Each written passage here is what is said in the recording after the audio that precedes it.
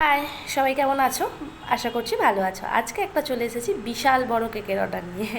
বিশাল বড় না, মোটামুটি 3 পাউন্ডের একটা কেকের অর্ডার নিয়ে। একটা বোন অর্ডার করেছিল, বলেছিল দিদিভাই আমি একটা তোমার ছবি পাঠিয়ে দিচ্ছি, তুমি তার মতো কিন্তু বানিয়ে দিও। আর বলছিলাম ঠিক আছে, তুমি পিকচার পাঠিয়ে দাও, আমি চেষ্টা করব। তো এটা ছিল আমার একটা 3 পাউন্ডের কেকের লুক। কেমন হয়েছে জানিও কেকটা।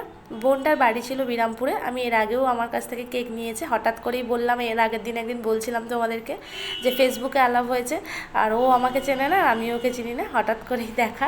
তো এটা নিয়ে প্রায় আমার কাছ থেকে দুটো পরপর কেক অর্ডার করলো। একটা একদম পুচকু কেক অর্ডার করেছিল, তারপরে এটা ছিল ওর বোনের জন্মদিন, সেই পারপাসে ও আমার কাছে এই কেকটা অর্ডার করেছিল। আচ্ছা, তোমাদের এর আগে আরেকদিন বলেছিলাম যে আমি যখন বড় কেক হয় বক্সগুলো তখন কিভাবে সেট করি। আমি দুটো বক্স নিয়ে বক্সের মানে দুটোকে একটা বক্সের ভিতরে আর একটাকে দিয়ে এইভাবে সেট করি, সেটাও তোমাদেরকে দেখিয়ে দিচ্ছি।